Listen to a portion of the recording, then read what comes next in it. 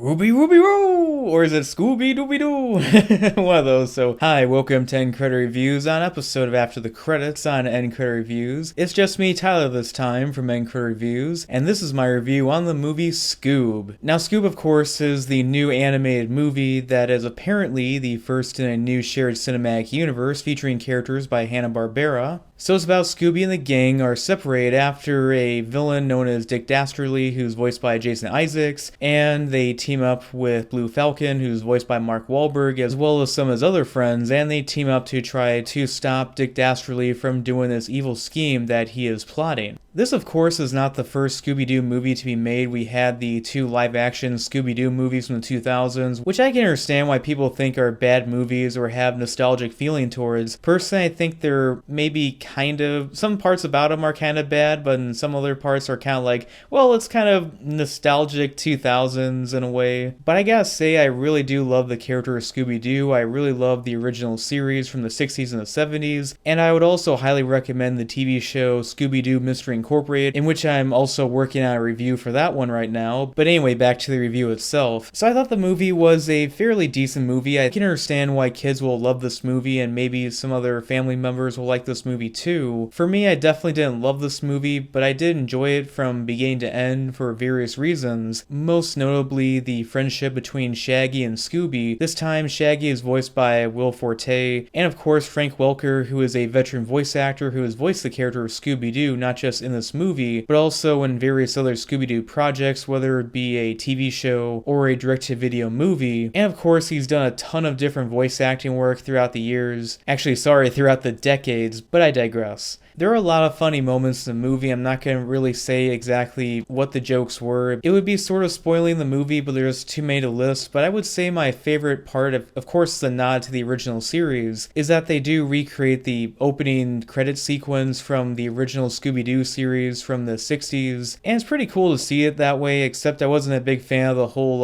the cover that they did this time around. It wasn't the original song from the original series. It was a different cover version of it. So yeah, I mean, there's various moments between Shaggy and Scooby that I did like, but at the same time I didn't like the whole part of Shaggy and Scooby being separated from the other members of Mystery Incorporated, which I know they're trying to make this cinematic universe thing work with Hanna-Barbera in a way, and at times it does work, but other times it does feel like I just want the gang to get back together. I really did feel like they were separated from each other for far too long. Another thing I liked about this movie would be the various Easter eggs throughout the movie, and I would say my favorite one would be this poster of the Hex Girls in this arcade in this abandoned amusement park. As for the voice acting, I think Will Forte did a fine job, but I personally prefer the guy who played Shaggy in the live-action Scooby-Doo movies, who also voiced Shaggy in the show Scooby-Doo Mystery Incorporated. As for the other cast members, I thought that Zac Efron as Fred was pretty good, as well as Amanda Seyfried as Daphne Blake. Was it Seyfried? One of those two, but I'm not really good with names, just bear with me. And also we had Gina Rodriguez as Velma. They all did a pretty good job, especially the whole cast when it comes to voice acting in general. I kind of forgot that it was